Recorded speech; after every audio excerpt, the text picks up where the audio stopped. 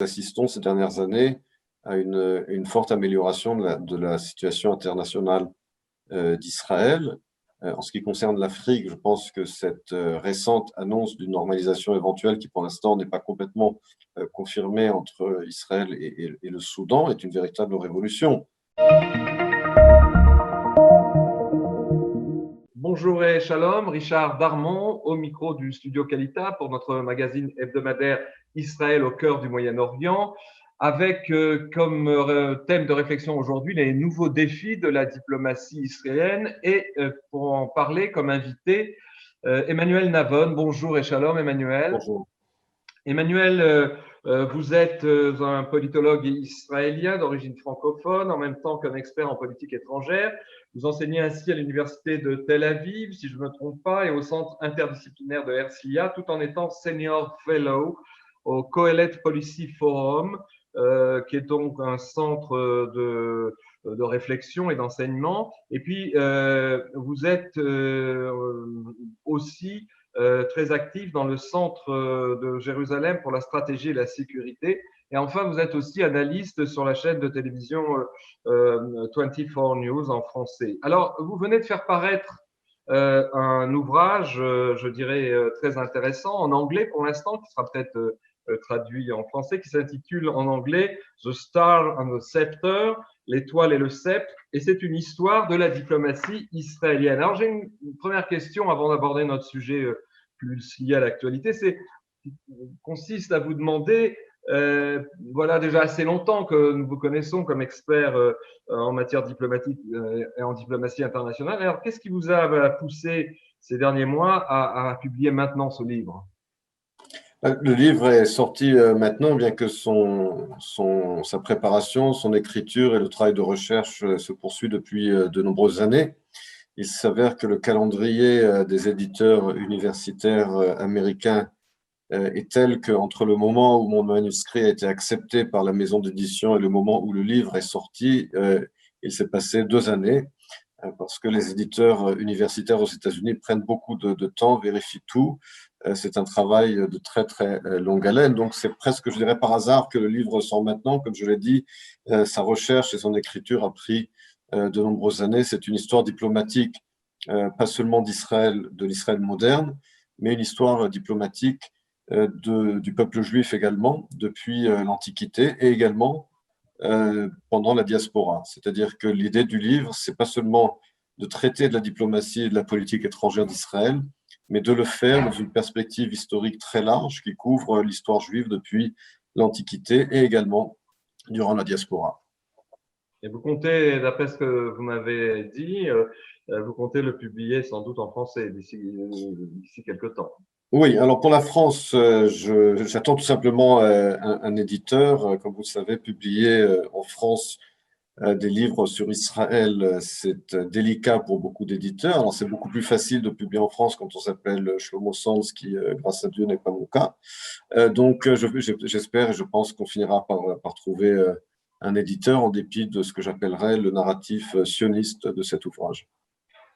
Alors, cette parution, on le souligne à l'instant, l'apparition de votre ouvrage est tombée à pic avec un véritable switch qui va donc forcément toucher et impliquer la diplomatie israélienne face à son principal allié, à savoir les États-Unis d'Amérique, en raison surtout, tout le monde le voit bien, de la victoire aux toutes récentes élections américaines du président démocrate Joe Biden, qui va rentrer à la Maison-Blanche le 20 janvier, après 4 ans de symbiose Washington-Jérusalem sous la présidence de Donald Trump. Alors, comment, en tant qu'expert, et vous êtes aussi expert des relations israélo-américaines, en quoi, finalement, pensez-vous que ce switch, qui secoue déjà pas mal la société américaine elle-même, va évidemment concerner la diplomatie israélienne? Alors, c'est clair que ce changement de régime aux États-Unis va avoir un impact sur la position régionale d'Israël et sur ses relations avec les États-Unis. L'une des principales évolutions qui ont eu lieu sous l'administration Trump, elle a eu lieu d'ailleurs vers la fin de l'administration Trump, ça a été évidemment cette normalisation entre Israël et les pays du Golfe. Et avant cela, bien entendu, le fait que les États-Unis ont quitté le JCPOA, l'accord sur le nucléaire, et ont réimposé des sanctions sur l'Iran. On sait que Joe Biden a déjà annoncé pendant sa campagne qu'il comptait reprendre les négociations avec l'Iran et renégocier un accord nucléaire. Et cela, évidemment, va avoir un fort impact sur les relations entre Israël et les pays arabes, puisqu'on ne sait pas encore, il y a là une grande inconnue, on ne sait pas encore quelle sera l'issue de ces négociations entre les États-Unis et l'Iran, et de l'issue de ces négociations dépendra l'éventuelle continuation de cette normalisation. Est-ce que Joe Biden aura une politique de compromis vis-à-vis de l'Iran qui risquerait d'inquiéter les pays du Golfe et l'Arabie saoudite ou pas? Donc, de cela dépendra effectivement l'avenir de cette normalisation. Dans les relations avec les États-Unis, c'est clair que Joe Biden n'aura pas la même politique que Trump vis-à-vis d'Israël. D'un côté, Joe Biden est un ami d'Israël. Je vous rappelle qu'il s'était fait élire pour la première fois au Congrès, je crois, en 1973, donc c'est un très ancien homme politique américain. Et dans ses presque 5 décennies dans la politique américaine, il a toujours voté de façon consistante en faveur d'Israël au Congrès. D'un autre côté, il a également été le vice-président de Barack Obama, lequel Barack Obama n'avait pas posé son veto en décembre 2016 contre la résolution du Conseil de sécurité 2334, qui est extrêmement problématique pour Israël. Donc, ce sera un ami critique. Ce sera, je pense, pas un président qui va prendre le risque de s'investir comme avait fait Obama et son secrétaire d'État de l'époque, John Kerry, sur la question du dossier israélo-palestinien, bien qu'il changera la politique qui a été celle de Trump. Mais je ne pense pas que la priorité pour Biden sera ce dossier sur lequel ont échoué tous ses prédécesseurs et que, comme je dis, sa priorité en politique étrangère, ce sera l'Iran, également la Chine. Alors, beaucoup d'observateurs et d'hommes politiques israéliens, évidemment ceux de l'opposition, ont reproché à Benjamin Netanyahou d'avoir été, pendant ces 4 années, dans une telle osmose avec l'administration Trump et le Parti républicain, que donc Israël aurait négligé de mettre en pratique sa politique traditionnelle de, si vous voulez, de bipartisane, c'est-à-dire de soutien et de relation avec les 2 grandes formations politiques américaines, le Parti démocrate et évidemment le Parti des républicains. Est-ce que vous êtes d'accord avec ce reproche qui est fait? C'est que donc, ça va être difficile de redresser un petit peu le bâton dans l'autre sens, dans la mesure où c'était un petit peu exagéré de la part du gouvernement israélien dirigé par Netanyahou de manifester une telle proximité, non pas seulement avec Washington, mais avec le Parti républicain. Je pense que Netanyahou, d'un côté, a eu raison d'utiliser au maximum sa relation avec Trump et avec le Parti républicain. Ça, il a eu raison de le faire. En revanche, là où il a eu tort, à mon sens, c'est lorsque, en 2017, il avait décidé de renier un accord qui avait été négocié et agréé entre Israël et le leadership du judaïsme américain sur la question de cet espace séparé au mur des lamentations, au Kotel, pour la prière des réformés et des conservateurs, et également sur la question de la reconnaissance des conversions non orthodoxes. Et cela a effectivement créé un froid et un fossé entre Israël et les juifs démocrates aux États-Unis. Donc je pense qu'il est important de rétablir cette relation de confiance. C'est sûr qu'il y a également au Parti démocrate ces dernières années des tendances radicales. Des députés comme Tlaib ou sa collègue d'origine somalienne qui, de toute façon, est complètement anti-israélienne, donc il n'y a aucun dialogue qu'on peut avoir avec ces gens-là, mais ils ne représentent évidemment pas la majorité du Parti républicain, ils sont minoritaires, du Parti démocrate, pardon, ils sont minoritaires, mais il y a une frange radicale, et quelle que soit la politique d'Israël, cette frange radicale n'est pas influençable par Israël. En revanche, je pense effectivement que il va falloir se réinvestir dans la relation avec les juifs libéraux et avec le Parti démocrate, ce qui ne signifie pas évidemment qu'on peut être d'accord sur tout, on peut avoir des points de désaccord, mais il faut maintenir le dialogue et surtout respecter ces accords.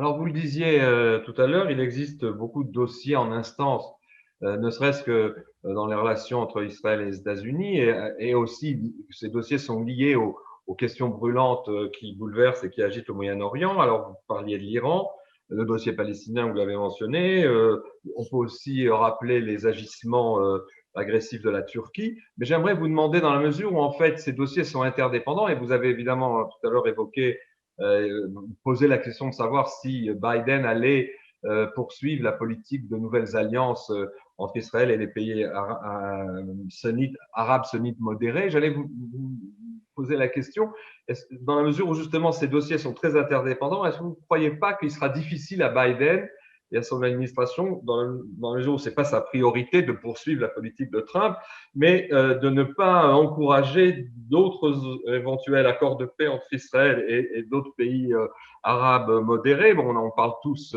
de l'éventualité que l'Oman, mais peut-être aussi et surtout l'Arabie saoudite se joignent à ces accords. Dans la mesure où finalement ce qui a changé, c'est que si par exemple Biden commet des erreurs et se comporte de manière trop naïve avec l'Iran, donc sur le dossier iranien, qui n'a pas l'air d'être lié à ce sujet, en fait, ça va avoir des retombées immédiates dans la mesure où aujourd'hui Israël ne sera pas seul.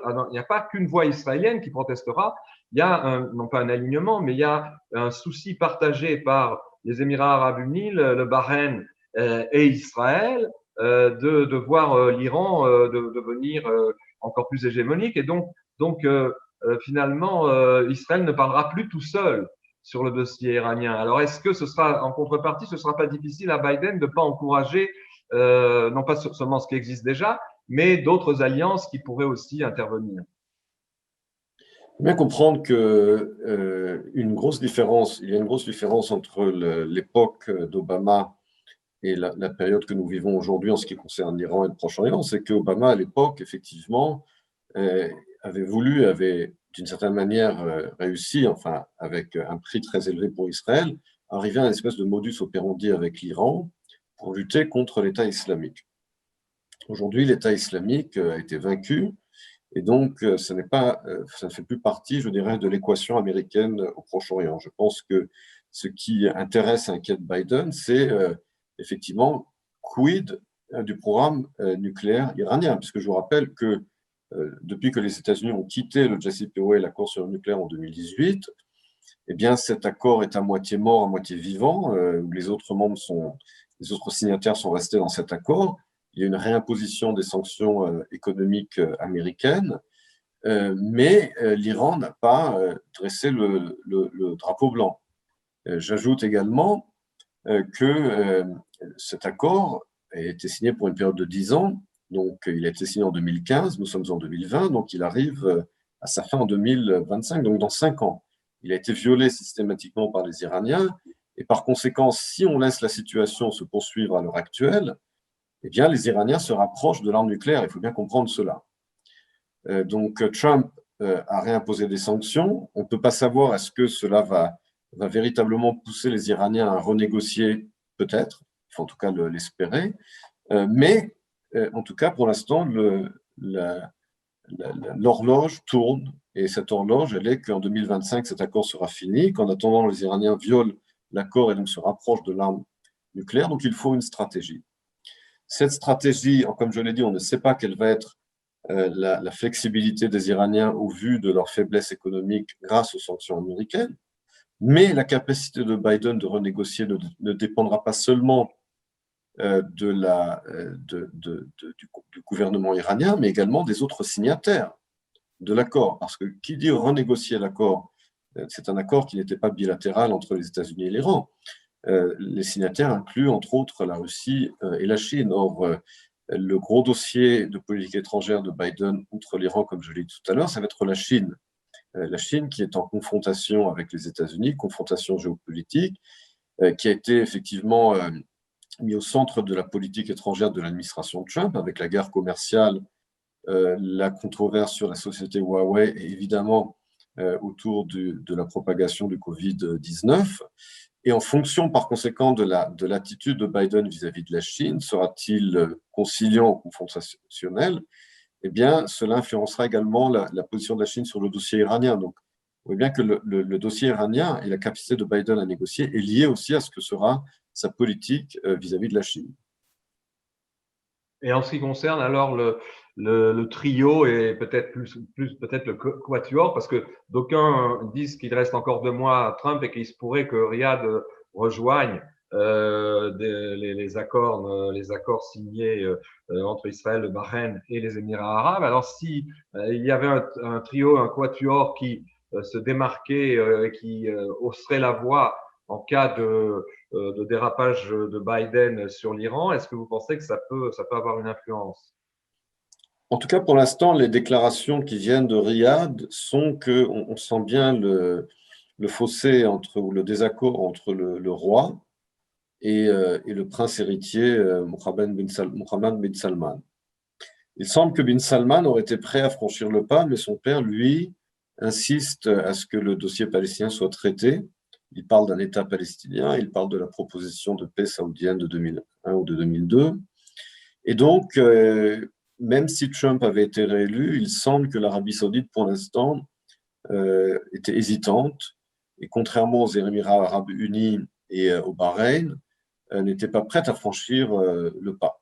Donc, les déclarations qui viennent de Riyad ces derniers jours, et qu'ils considèrent l'Iran comme leur principal ennemi et pas Israël, mais en tout cas, le roi d'Arabie saoudite continue d'insister à ce que une normalisation par Israël soit précédée par la reprise des négociations entre Israël et les Palestiniens et l'établissement d'un État palestinien. En tout cas, c'est ce qu'il dit.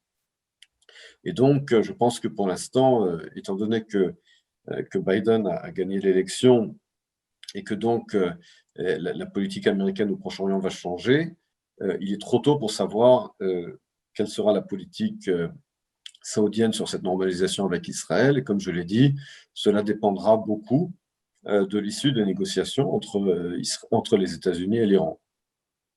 Alors, on revient à la question diplomatique originelle. Des articles et des analyses sont parus ces derniers jours relevant le fait que au moment où, en ce moment, intervient donc, va intervenir au mois de janvier le changement d'administration, et ça tombe en fait avec l'arrivée d'un nouvel ambassadeur israélien à Washington, Gilad Erdan, qui est bon, déjà sur place, mais qui va en fait démarrer son poste au moment où Joe Biden va lui-même entrer en fonction. Et dans ces analyses, ces articles, d'aucuns suggéraient que le travail d'ambassadeur à Washington, surtout dans un climat aussi chargé, avec un ordre du jour aussi long, supposerait qu'il faudrait que Erdan ne soit pas non plus, puisqu'il a un double poste, il est aussi représentant d'Israël à l'ONU, ce qui en soi, c'est pas une sinécure, c'est un lourd travail. Alors dans ces analyses, on suggérait que il faudrait donner à Erdan la possibilité d'être ambassadeur à plein temps, sans doute de nommer un autre délégué à l'ONU d'Israël, un autre représentant. Et en fait, dans ces mêmes analyses, certains experts ont avancé l'idée que malgré son manque d'expérience diplomatique, en fait, Erdan, qui a été un ministre important du Likoud, mais un ministre à des postes importants, pourrait avoir des oreilles attentives à Washington et jouer un rôle justement de recentrement plus aisé que si c'était par exemple l'ancien ambassadeur Dermer qui était vraiment très lié au Parti républicain. Est-ce que vous pensez que Erdan a ses chances pour réussir sa mission? D'abord, je pense qu'il est quasiment impossible aujourd'hui de gérer 2 ambassades. Comme vous l'avez dit vous-même, ce sont 2 postes à plein temps et pas des moindres. Outre la distance géographique également entre New York et Washington, je pense que ce n'est pas gérable. Mais la seule et vraie raison pour laquelle Erdan a été nommé à la fois ambassadeur aux Nations Unies et ambassadeur aux États-Unis, c'est que Netanyahou voulait le convaincre de quitter Israël pour ne pas avoir à lui distribuer un poste qu'il n'avait pas dans le gouvernement, ce gouvernement de 40 ministres avec des faux ministères inventés et fabriqués de toutes pièces. Et donc, la liste des ministres aigris du Likoud face aux miettes que leur laissait Netanyahou après les négociations pour la formation de son dernier gouvernement, eh bien, finalement, c'était pour tenter Erdan de quitter Israël et de prendre ce poste qui lui a donné les 2 postes. C'est uniquement pour des raisons politiques, de la manière qu'il avait envoyé Danny Danon à l'ONU, uniquement pour des raisons politiques également. Danny Danon n'avait pas du tout l'expérience diplomatique requises. Donc, ça n'est pas les qualifications professionnelles qui sont prises en compte par Netanyahou, mais uniquement ses calculs politiques. Oui, je pense qu'effectivement, il faudrait qu'il y ait 2 ambassadeurs, comme cela a toujours été le cas, sauf à l'époque de Baïban. Enfin, il ne faut quand même pas comparer, avec tout le respect, à Baïban, à Gilad Erdan. Et aujourd'hui, il faudrait 2 ambassadeurs, mais je ne pense pas que Netanyahou fera cela, ou à moins que Erdan l'accepte.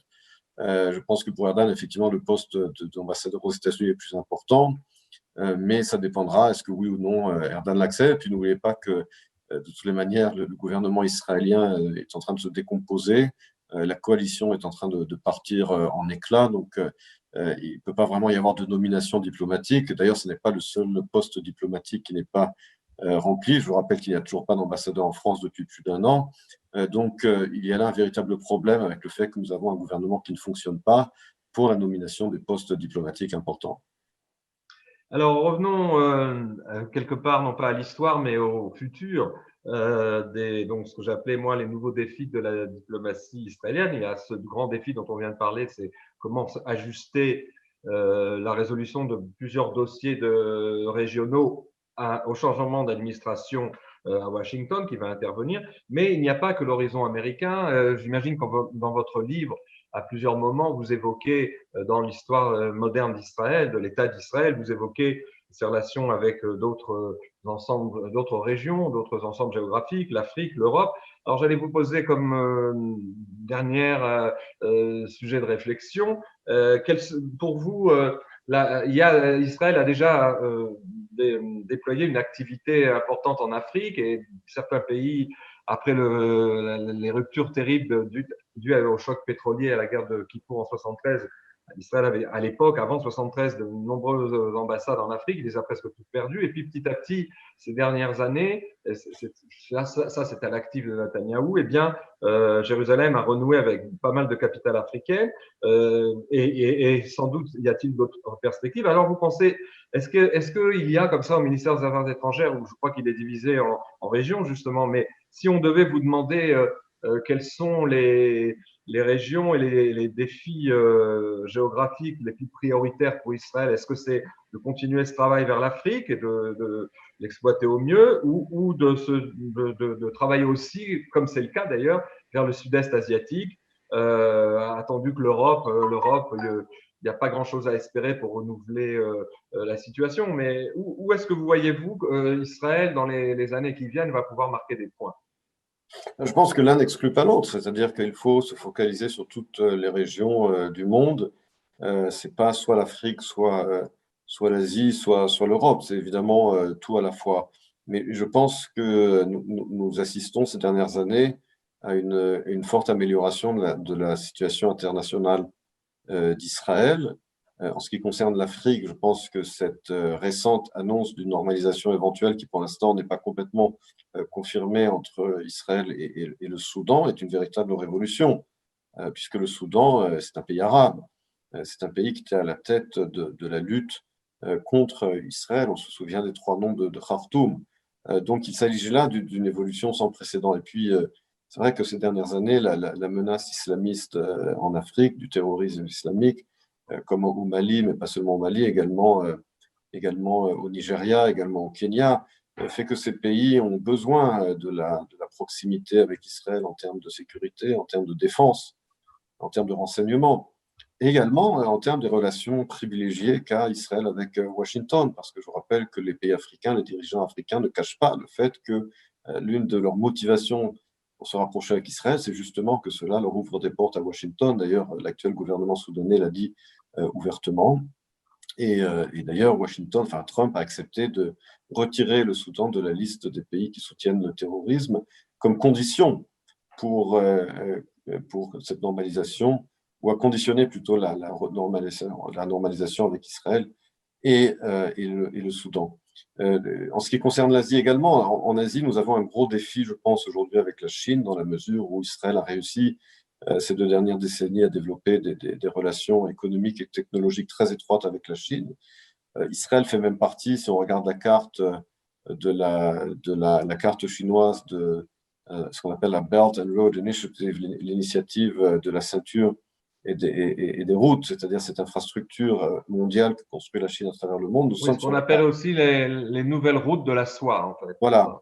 ça. Et là, de plus en plus, c'était vrai en particulier sous l'administration Trump, il y a une pression américaine énorme sur Israël pour réduire justement ces investissements chinois en Israël, ce qui nous pose un dilemme. Ce qui nous pose un dilemme vis-à-vis de la Chine.